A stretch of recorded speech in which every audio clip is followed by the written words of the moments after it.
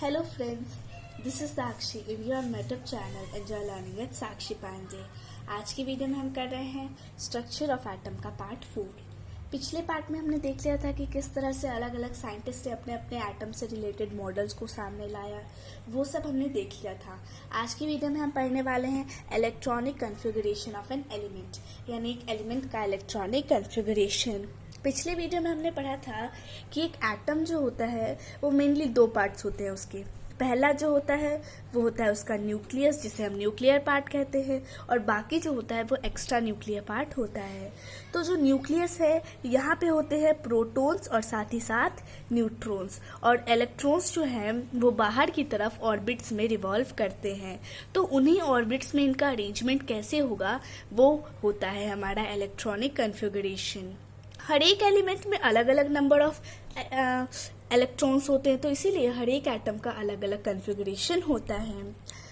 According to the Bohr's atomic model, the electrons revolve around the nucleus in certain definite circular paths called orbits or cells। यानी bore ने जो हमें model दिया था उसमें उन्होंने ये चीज़ बताई थी कि जो इलेक्ट्रॉन हैं वो न्यूक्लियस के आसपास रिवॉल्व करते हैं, उनके डेफिनेट सर्कुलर पाथ्स होते हैं जिन्हें हम ऑर्बिट या सेल भी कहते हैं। These electrons are distributed in various orbits according to a scheme proposed by Bohr and Buddy। यानी इस इलेक्ट्रॉन्स का डिस्ट्रीब्यूशन कैसे हुई इन ऑर्बिट्स में, इसके लिए बोर एंड बडी नाम के दो साइंटिस्ट जो थे उन्होंने हमें एक स्कीम या एक कह सकते हैं अलग से प्रपोजल दिया था। The Bohr and Bury schemes provide and gives the following rules for the distribution of electrons in various orbitals. यानी उन्होंने जो अपना स्कीम दिया था उसके लिए कुछ रूल्स भी हैं, उन्हें पढ़ लेते हैं। The maximum number of electrons which can be accommodated in any energy level of the atom is given by 2n square, where n is the number of that energy level। यानी किसी भी एक एनर्जी लेवल, किसी एक orbit में कितने electrons आ सकते हैं, इसके लिए फॉर्मूला होता है 2n स्क्वायर, और जो n होता है वो उस एनर्जी लेवल का नंबर होता है। इनर सेल और lower energy levels will be filled first. यानी जो अंदर वाला सेल होता है सबसे पहले उसे भरा जाता है, उसके बाद आगे के सेल्स की तरफ बढ़ा जाता है। When inner shells are filled completely, जब अंदर वाला पूरी तरह से भर जाता है तभी हम आउटर सेल में इलेक्ट्रॉन्स को भेजते हैं। ठीक है। However there are some exceptions to this rule which apply to elements having atomic numbers more than 18। पर जिनका भी एटॉमिक नंबर 18 से ज़्यादा होता है उनके लिए इसके लिए कुछ एक्सपेक्शंस होते हैं। Maximum number of electrons that can be accommodated in the outer most orbit is 8। यानी सबसे बाहर वाला जो ऑर्बिट है उसमें मैक्सिमम जो है वो 8 इलेक्ट्रॉन्स ही आ सकते हैं। ठीक है। अभी हमने पढ़ा था 2n स्क्वायर का फॉर्मूला, तो देख लेते हैं KLMN सेल के लिए देख लेते हैं। तो K शेल जो है वो हमारा फर्स्ट सेल है, तो उसमें हमारे n की वैल्यू को हो जाएगी 1। तो 2n स्क्वायर का मतलब 2 इंटू 1 का स्क्वायर यानी कि 2, और वही जब 2 की बात करें तो ये आ जाता है L सेल में, तो L सेल का नंबर 2 है यानी 2 इंटू 2 का स्क्वायर यानी कि 8। फिर आता है M सेल, तो इसकी नंबरिंग 3 है, तो ये हो जाएगा 2 इंटू 3 स्क्वायर यानी कि 18। फिर आता है N शेल, ठीक है, तो इसकी जो नंबर है वो होता है 4, इसका मतलब 2 इंटू 4 स्क्वायर यानी कि 32 इलेक्ट्रॉन्स इसमें अकोमोडेट हो सकते हैं। यानी सेल की क्या डेजिग्नेशन है इसी बात पे डिसाइड करते हैं कि कितने इलेक्ट्रॉन्स उसमें आ सकते हैं। द डिस्ट्रीब्यूशन और arrangement of the electrons on different cells of the atom is called electronic configuration of the element. यही जो डिस्ट्रीब्यूशन होता है कि किस सेल में कितने इलेक्ट्रॉन्स को अरेंज करना है, यही कहलाता है electronic configuration. In order to write the electronic configuration of an element, we should proceed as follows। यानी किसी भी एलिमेंट का अगर हमें इलेक्ट्रॉनिक कन्फिगरेशन लिखना है तो उसके लिए कुछ स्टेप्स हैं। सबसे पहले हमें पता होना चाहिए कि वो जो एटम है उसका जिस एलिमेंट का एटम है उसमें कितने इलेक्ट्रॉन्स हैं, वो सबसे इम्पोर्टेंट है, क्योंकि उसी से हम मतलब डिसाइड करते हैं कि किस शेल में कितने इलेक्ट्रॉन्स डालने हैं। These electrons should be filled in the various cells one by one in the order of increasing energy according to the 2n square rule। It is the shell with the lowest energy is filled first and then the orbits of increasing energies are filled। यानी इसके लिए एक rule होता है कि अब हमें पता चल गया कितने नंबर ऑफ इलेक्ट्रॉन्स है, तो सबसे पहले हम सबसे अंदर वाले यानी जिसे यहाँ पे देख सकते हैं, तो जो सबसे पहला शेल है इसे भरेंगे, उसके बाद दूसरे में जाएंगे। ठीक है। Numerals are written denoting the number of electrons in various shells starting with the lowest. Each numeral is separated from the other by a comma. यानी जब हम इलेक्ट्रॉनिक कॉन्फ़िगरेशन लिखते हैं तो हम कोमा करके लिखते हैं. जैसे कि मान लीजिए हमें लिखना है एक ऐसे एलिमेंट का जिसमें पहले शेल में हमने 2 डाले हैं, अगले में 8 और तीसरे में भी 8. तो हम इस तरह से लिखेंगे 2, 8, 8 और बीच में सेपरेट करने के लिए कोमा का यूज़ करते हैं. ठीक है, एग्जाम्पल देख लेते हैं. सबसे पहला जो एग्जाम्पल है वो है कार्बन. तो कार्बन जो है उसका जो इस तरह से लिखते हैं वो होता है 12, 6 कार्बन. यानी इसका जो नंबर ऑफ इलेक्ट्रॉन्स है वो है 6. तो किस तरह से हम करेंगे, पहले शेल यानी नंबर 1 शेल में कितने आते हैं, 2 आते हैं. तो 2 हम पहले शेल में डाल देंगे. फिर दूसरे शेल में डालने के लिए सिर्फ हमारे पास 4 बचे रह जाएंगे. वैसे डालते तो 8 हैं पर हमारे पास सिर्फ 4 बचे हैं, इसीलिए इसका जो इलेक्ट्रॉनिक कॉन्फ़िगरेशन होगा वो 2,4 होगा. देख सकते हैं यहाँ पे. The filling of electrons according to the above schemes become difficult for the elements with atomic number greater than 18. यानी ये जो इलेक्ट्रॉन्स को हम फिल कर रहे हैं, जो हम इलेक्ट्रॉनिक कॉन्फ़िगरेशन निकाल रहे हैं, ये डिफिकल्ट हो जाता है अगर उनका एटॉमिक नंबर जो है वो 18 से ज़्यादा हो जाए. This is because with higher advancement in this field, it was known that electrons are present in orbitals. यानी ऐसा माना गया था कि जैसे जैसे एडवांसमेंट बढ़ती गई, ऐसा माना गया था कि ये जो इलेक्ट्रॉन्स होते हैं जो 18 से ज़्यादा होते हैं, ये ऑर्बिटल्स में प्रेजेंट होते हैं. The last electron of an element with atomic number 90s goes in the 4th shell even when the 3rd shell is not complete. यानी जो लास्ट इलेक्ट्रॉन होगा, यानी जो 19th इलेक्ट्रॉन होगा, भले ही हमारा 3rd सेल भरा नहीं हो, फिर भी वो 4th सेल में चला जाता है. इस तरह से बहुत सारे कन्फ्यूजन्स आ गए थे, इसलिए 18 के आगे अगर किसी का एटॉमिक नंबर है तो उसका इलेक्ट्रॉनिक कॉन्फ़िगरेशन निकालना डिफिकल्ट होता है और इस मेथड से हम उसे नहीं निकालते हैं. तो अभी हमने क्या देखा, कार्बन का क्या था 2,4. तो इसको इलेक्ट्रिक कॉन्फ़िगरेशन को लिखने के साथ साथ अगर आपके एग्जाम में क्वेश्चन आता है तो आप अगर ड्राइंग करके बताते हो तो वो ज़्यादा अट्रैक्टिव लगता है. ठीक है, आप इस तरह से एक एटम का स्ट्रक्चर बना सकते हो. बीच में आप न्यूक्लियस बनाओगे जिसमें 6 प्रोटॉन है और 6 न्यूट्रॉन है. 6 प्रोटॉन है कैसे पता चला, क्योंकि जब पता चल गया कि 6 इलेक्ट्रॉन है तो 6 प्रोटॉन भी होंगे. और फिर न्यूट्रॉन्स का नंबर कैसे पता चला, तो उसके निकालने के लिए 12 - 6 किया तो पता चल गया कि 6 न्यूट्रॉन्स है. तो बीच में आप लिख सकते हो 6 प्रोटॉन्स 6 न्यूट्रॉन्स. फिर आप फर्स्ट शेल बनाओगे जिसमें 2 इलेक्ट्रॉन्स, फिर सेकंड शेल जिसमें आप 4 इलेक्ट्रॉन्स बनाओगे. बीच में आप उसको मार्क भी कर सकते हो कि हाँ ये न्यूक्लियस है, ये K सेल है, ये L सेल है. अगर उसके आगे जाता तो आप लिखते M शेल है, N शेल है. ठीक है. Outermost shell can be maximum of 8 electrons even if it can accommodate more electrons. यानी सबसे बाहर वाला जो शेल होता है उसमें 8 इलेक्ट्रॉन्स भी हो सकते हैं, भले उसमें और ज़्यादा आ सकते हैं पर हम उसे 8 ही लेते हैं.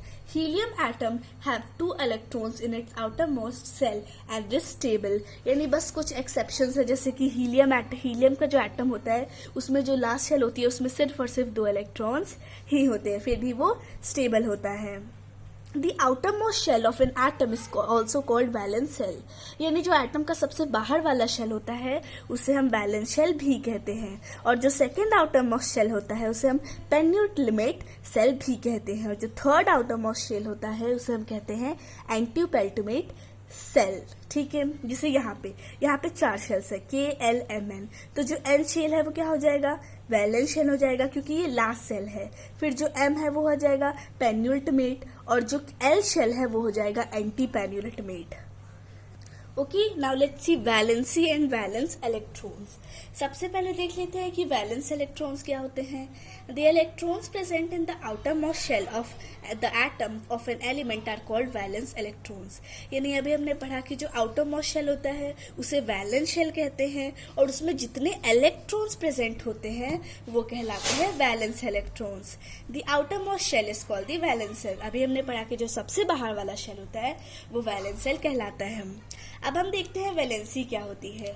Valency is the combining capacity of an atom. यानी वैलेंसी जो होती है वो किसी भी एटम की कंबाइनिंग कैपेसिटी होती है.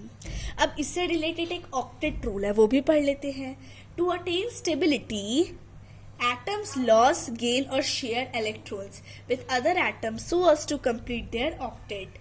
यानी ऐसा माना जाता है कि जो एटम्स होते हैं वो स्टेबल तब तक नहीं होते जबकि जो उनके वो होते हैं शेल्स होते हैं उसमें जितना नंबर रिक्वायर्ड नहीं है जितना नंबर रिक्वायर्ड है उतने नंबर ऑफ इलेक्ट्रॉन्स नहीं है, तब तक वो अनस्टेबल होते हैं। और इसी अनस्टेबिलिटी को हटाने के लिए, स्टेबिलिटी को पाने के लिए या तो वो लॉस करते हैं या फिर गेन करते हैं। जो ज़्यादा आसान होता है वो लोग करते हैं, या फिर कभी कभी वो इलेक्ट्रॉन शेयर भी करते हैं ताकि वो अपना ऑक्टेट कंप्लीट कर सके। यानी जो आउटर मोस्ट शेल है उसमें कम से कम 8 इलेक्ट्रॉन्स ला सके, ठीक है।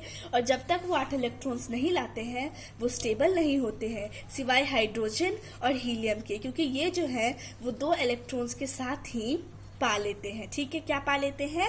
Stability. The number of electrons shared or transferred to complete the octet is termed as valency of atom. यानी कितना नंबर ऑफ इलेक्ट्रॉन्स जो है वो किसी को दे रहा है, किसी से ले रहा है, किसी को शेयर कर रहा है, वो कहलाता है उस एटम की valency. If electrons are transferred, it means lost or gained. It terms as electrovalency. यानी अगर उसने इलेक्ट्रॉन को ट्रांसफर किया या तो उसे लॉस कर दिया या फिर गेन कर दिया, तब हम उसे इलेक्ट्रोवैलेंसी कहते हैं। और अगर वो शेयर करता है तो इसे हम कोवैलेंसी कहते हैं, ठीक है। यानी अगर उसने दिया या लिया तो फिर इलेक्ट्रोवैलेंसी, और शेयर किया तो covalency. Now let's see calculation of valency, यानी कैसे हम वैलेंसी को कैलकुलेट करते हैं। For elements having valence electrons 1, 2 और 3, valency is equal to the number of valence electrons. यानी वो जो एलिमेंट्स होते हैं जिनके 1, 2, 3 वैलेंसी होती है, वो जो होते हैं उसमें जितने वैलेंस इलेक्ट्रॉन्स होते हैं वही उनकी वैलेंसी होती है।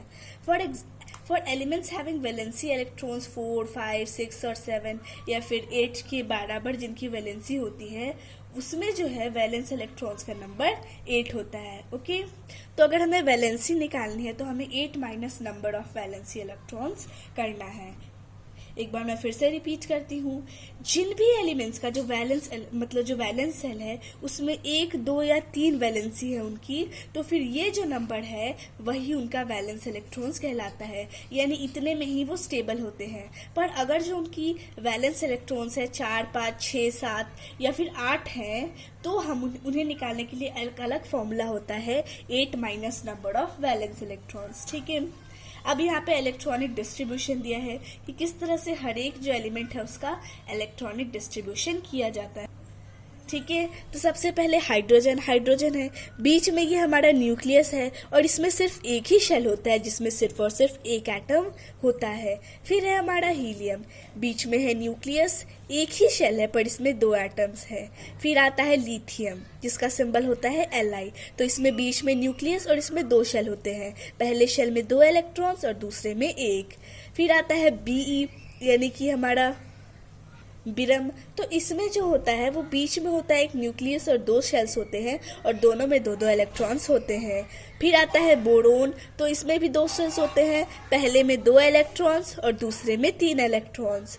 फिर है हमारा कार्बन, तो कार्बन जो है बीच में न्यूक्लियस होता है, फिर 2 इलेक्ट्रॉन्स होते हैं पहले सेल में और दूसरे सेल में 4 इलेक्ट्रॉन्स। फिर है नाइट्रोजन, तो इसमें भी बीच में न्यूक्लियस होता है, पहले शेल में 2 इलेक्ट्रॉन्स और जो दूसरा शेल होता है उसमें 5 इलेक्ट्रॉन्स होते हैं। फिर आता है हमारा ऑक्सीजन, तो ऑक्सीजन जो है उसमें बीच में न्यूक्लियस, पहले शेल में 2 इलेक्ट्रॉन्स और अगले शेल में 6 इलेक्ट्रॉन्स। अब मैं आपको वैलेंसी 1, 2 की निकाल के दिखा रही हूँ, ठीक है। जैसे हाइड्रोजन जो है इसमें हमने पढ़ा था कि 1, 2 या 3 जब होती है तो जो है यही उसकी वैलेंसी होगी, यानी हाइड्रोजन की वैलेंसी कितनी हुई? 1। अब हीलियम जो है इसमें 2 है तो इसमें भी 2 हो गई। पर लिथियम जो है इसमें 2 शेल्स हैं, पहले में कितने हैं? 2 इलेक्ट्रॉन्स और दूसरे में 1। तो हमने पढ़ा था वैलेंसी निकालने के लिए हम करते हैं 8 minus number of valence electrons, तो इसमें वैलेंस इलेक्ट्रॉन्स का नंबर कितना है?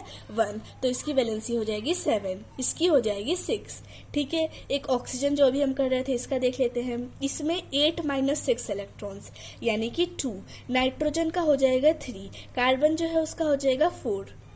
फिर हम आते हैं F, N, इसी तरह से सारे जो होते हैं हमारे होते हैं, इस तरह से होता है उनका एटॉमिक स्ट्रक्चर। पहले ये जो भी एलिमेंट्स दिए हैं ये पहले 18 एलिमेंट्स हैं। नीचे दी गई है वैलेंसी ऑफ फर्स्ट 20 एलिमेंट्स, यानी पहले जो 20 एलिमेंट्स है उनकी एक एक करके वैलेंसी दी गई है।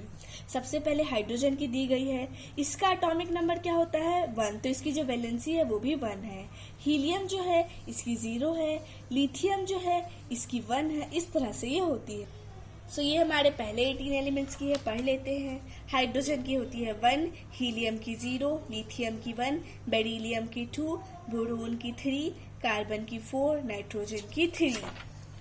फिर आता है ऑक्सीजन की 2, फ्लोरीन की 1, नियॉन की 0, सोडियम की 1, मैग्नीशियम की 2, एल्यूमिनियम की 3, सिलिकॉन की 4, फॉस्फोरस की 3 भी होती है, 5 भी होती है, सल्फर जो है उसका 2 होता है, क्लोरीन जो है उसका 1 होता है, आर्गन का 0, पोटेशियम का 1 और कैल्शियम का 2। So this was for today. हमारा चैप्टर भी खत्म हो गया है। So wish you like the video. Thanks for watching the video.